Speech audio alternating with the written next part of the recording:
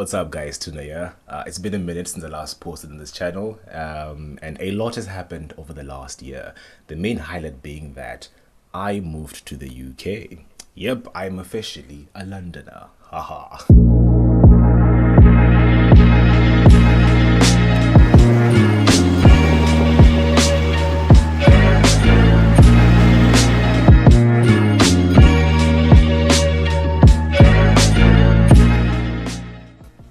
Anyways, for my first video back, I figured let me talk about why I moved to London, and maybe somewhere there I'll probably talk about why I left South Africa, but the main focus of this video is why I moved to London. So let's get into it, eh?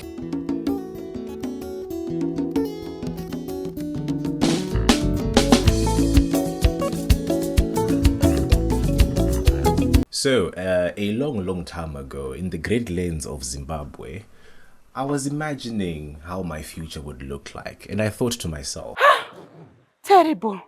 That's not it. That's not it. Nonsense. I won't accept this thing. I was sick of this economy where money plays hide and seek, so I figured, let me go where money doesn't play hide and seek, and that's how I, your humble protagonist, ended up in South Africa. So why South Africa, you might be asking? Well, as a student coming out of high school, South Africa has one of the best universities in the world, and they are also quite affordable, especially coming from a foreigner's perspective. When you compare it to the rest of the world, universities in South Africa are pretty competitive in terms of their pricing. Tuition, accommodation, and the cost of living in South Africa is pretty decent. And then as a student coming out of university, South Africa was the easiest place for me to find a job as a graduate, because job hunting without job experience is hard. As the days rolled into years, I realized that South Africa, for all its greatness and great charm, it's like a vacation home. It's a great place, but not the forever kind of great, if you know what I mean. So, armed with a 5-year plan that had a midlife crisis at year 4, I decided to pivot my career and treat myself to the joys of being a new kid in a new city, in a new country, somewhere around the world. But here's the thing, I was pretty certain I wanted to leave South Africa with my career pivot, but I wasn't quite sure where I want to go to from there, because I actually never left SADC in my whole life until a year ago. The furthest I've been from home was Cape Town. So I wasn't really sure where to go to outside SADC. So here's what I did. I came up with 5 criteria to help me narrow down my choices for where to move to. And starting with the elephant in the room, that is the safety. Relocating to London was not a decision I took lightly, and one of the main factors I had to consider was safety. See, in South Africa, not only is crime a constant companion, but it tends to be very violent and random. On one of my first videos on this channel, I thought to myself, let me explore the city and, make a video about Cape Town's unfinished highways. I took my camera, went out, took some nice drone footage of the highway, talked about it a little bit, and then on my way back home, I almost got robbed. These dudes noticed that, hey, look at this fresh meat just walking about, and I almost got robbed. They chased me for a good 100 meters or so in traffic, in the public eye. Everyone could see these guys are trying to kill me, but no one's going to do anything, because that's just how crime is in South Africa.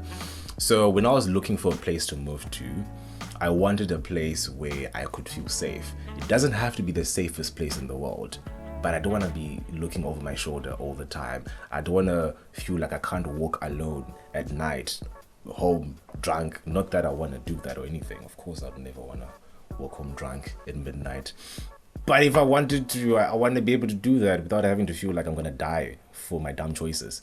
That feels really dumb, actually. So this narrowed down my options to countries like New Zealand, Canada, Australia, Japan, and naturally a bunch of European countries like Ireland, Germany, Netherlands, and of course the United Britain of Great Kingdom. Funny thing is, the UK is perhaps the lowest on this list, especially London, because this place within Europe is actually not known for being the safest place, eh? But coming from South Africa, this place is a paradise. Here in London, although it has its fair share of problems, the sense of personal safety is palpable. I remember the first time I used the train in London. I was on my way home using the night tube. So this is a network of trains in London that operates 24/7. So I got to the train station and there was this lady by herself in the entire train station. I remember thinking to myself, this lady is by herself on her phone with headphones on. This is something you would never see in South Africa. No, don't get me wrong. London is not the safest place. You will hear stories of people getting stabbed, even getting abducted and stuff, but the stats speak for themselves. Service delivery and things that work. Funny thing is, the short list barely changed with this criteria because part of what makes a society safe to live in is having good service delivery and just things that work. Back in Zimbabwe and South Africa, the state of public services was a constant challenge. It's a lot worse in Zimbabwe than it is in South Africa, but over the last 10 years or so, South Africa has really been trying its best to catch up to Zimbabwe. Load shedding and daily power cuts have become a norm. In fact, when you go a week without load shedding, people would rejoice because that's just not normal. That has become the norm. And this would have a domino effect and affect other things in your life. So you might be able to sort out electricity in your home, but as soon as you leave the home, your safety is impacted because power cuts means sometimes the network service is not that good, and also there are no street lights when there's no power. Even during the day, basic inconveniences like ice cream stores would close, malls would temporarily close for a couple of hours when there's no electricity because they were not really designed to function in a society where there's no power. In Zimbabwe, even basic services often require a bribe. Now contrast that to London, where first of all, my visa came out within a week, and that was like the first sign of good things to come. You have free healthcare despite the challenges they've been facing lately. It's still a pretty functional service right now. Public transport is amazing. Oh my god, that honestly has been the best highlight for me. I never thought I would enjoy not having a car. On my first day in London, I managed to open a bank account, apply for a credit card and get approved for one, and also get my ID card, which is like every foreigner gets an ID card here, and I managed to do that all in one day. That's something that would never happen where I was coming from. The first week I moved into my current apartment, my new apartment, which is where I'm living right now, the local council was already sending me letters to register to vote. Like, what? Are you sure? Because like I'm coming from Zimbabwe. Generally, I haven't had to know someone to get anything done, and that really is liberating. Cultural diversity. South Africa, being so close to Zimbabwe, is also culturally very similar, which means that it was a bit easier for me to fit in the society. Cape Town was also such an eye-opening experience to live in such a diverse place, and that definitely set a high bar for me when it came to looking for a place to move to. I didn't want to downgrade, so to speak. And I also had a preference for a place that was either like English speaking, or at least has a good amount of English speakers in there, because I also didn't want to deal with having to learn a new language whilst I'm also trying to fit in and just settle down in a new country halfway across the world. So unfortunately, this did narrow down my list quite a bit. For English speaking countries, we had countries like England, and for the countries where English was not the dominant language, I would have preferred to stay in big cities where they usually have a good number of English speakers. So cities like Amsterdam, Berlin, I think Paris probably fits in there somewhere. London, perhaps the most diverse metropolitan city in the world with its melting pot of cultures, it has welcomed me without any reservations. It offers a bit of everything for everyone, including a small community of Zimbabweans and South Africans. And this community can provide a taste of home whenever I need it.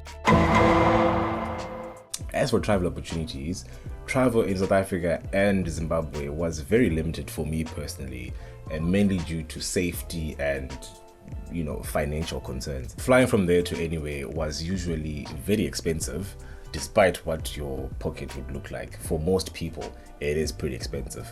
And also, public transport wasn't really an option because of safety concerns The way some of those public transport drivers drive is a bit suspicious, to say the least. It was also not the most efficient or comfortable way to travel. Funny thing is, I actually haven't been able to travel as much as I'd like over the past year, mainly due to visa issues. Even though I'm in London and I'm a Londoner technically, I still have a green bomber.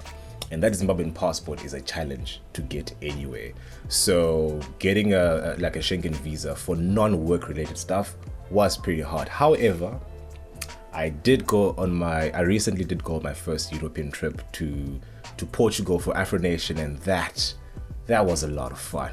Oh my god, I thoroughly enjoyed that, and I'm definitely going to be doing a lot more travel before my visa expires and I have to go through all that visa application process again, which was one hell of a headache. But I can travel for work. It's a lot easier to travel for work, but it's not fun to travel for work. I actually thought I would enjoy traveling for work until I came here and I was like, actually, I think I would stay home.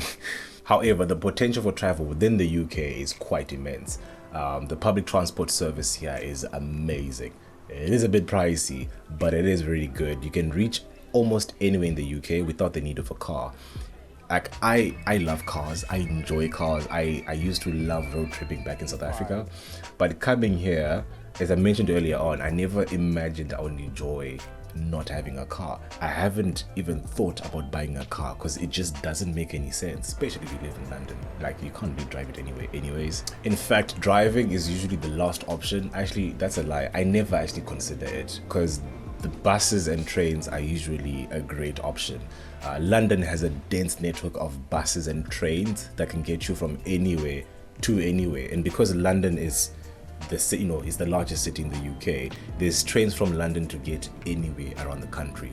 And if trains are too expensive, which they often are, you can always fly. Flying is also quite a reasonable option here to fly around the country and also around Europe. To be honest, I am a little bit obsessed with public transport, trains to be specific. That's one fascination I never knew I had until I came this side. So you might be seeing a lot more videos of trains on this channel. And last but not least, the fifth criteria that brought me to London is job prospects and career growth. So safety was the main driver for me to leave South Africa, and the four criteria I mentioned just now, those helped me narrow down my options to a few countries and cities around the world.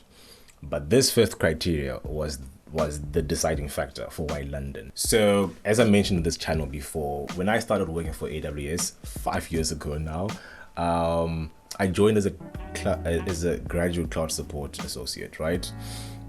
It was a role I never knew existed until I was offered that role. And once I got into the role, I actually really enjoyed it. And I took some time to plot out how my career could look like 5 years from now. And that's when I decided, you know what, let me go towards solutions architect. It sounded really good. I really liked everything I learned about the job back then, and it made sense. And being in the role right now, it was a great decision. The best decision I could have made when it comes to my career. About a year ago, the time came to make that switch from cloud support into solutions architect. It was not an easy switch. I knew it was going to be hard, but it was a lot harder than expected. It also made sense to make that switch within Amazon for two main reasons. One, it's a great company to work for, and there's still so much I feel I still have to learn within the company. I work with very experienced people. It's generally a really good place to learn and just learn and learn. It's like, it's day one culture. That's what they call it in Amazon. And secondly, Amazon is a massive company with offices all over the world, and usually they are hiring something. So it made sense to just move within Amazon. Not only are there options in like all the countries that I'm trying to go for, but it would make that move significantly easier and stress-free. And spoiler alert, it was significantly easy to move countries within Amazon. It was honestly a breeze, far cry from my previous experience moving countries. Unfortunately, as big as the company is, the only countries that were hiring solutions architects, specifically for what I was looking for, were Netherlands, Germany, a little bit in Sweden. Ireland was definitely on the list, but by far by a massive margin, the UK was hiring a lot of solutions architects. It was actually quite ridiculous. So did lots of job hunting, you know, interviews and everything, but and ultimately, like, the UK had options. And not only did I choose the UK because it had the roles I was looking for, but I wasn't really sure of what I want my career to look like for the next 5, 10, 15 years, because your boy did not think beyond the 5-year plan, which was a wrong move on my part. But when I was job hunting, I did notice that there are lots of opportunities in the country. So even when I do finally decide to make a decision or to make my next 5, 10, 15-year plan, there's a good chance that there's going to be opportunities for me within the UK, within London, and within Europe in general. So there you have it. My move from South Africa to London was less about my desire to want to live in London, but more of a practical move prompted by my quest for safety, really. Anyways, prompted by my quest for safety, you know, efficient and good public services, travel opportunities, and ultimately my job just demanded that I move to London. It hasn't been an easy move. That is part of the reason why I've been MIA over the last year, but it's definitely not a decision I regret. And I look forward to just exploring this side of the world a bit more. And if you have any questions about my move this side, if I missed out anything you'd like to hear more about, please let me know down in the comment section. You know, this adulting thing is not easy. But anyways, do all the nice things they do on YouTube. Like the video, comment, share with your friends, tell them I'm back on YouTube. I definitely am back to stay. I am already working on my next video. I think I want to talk about, I have a couple of things in mind. You know, there's the usual new kid in the city type of videos, like culture shock or like expectations versus reality. I think one video I definitely want to make though is cost of living comparison between Cape Town and London. I thought I was prepared for it, but anyways, see you guys in the next video. Whew, that was a lot of work, y'all. Damn. But thanks for checking in on me, everyone who did. Really appreciate you guys. Definitely encouraged me to come back. So yeah.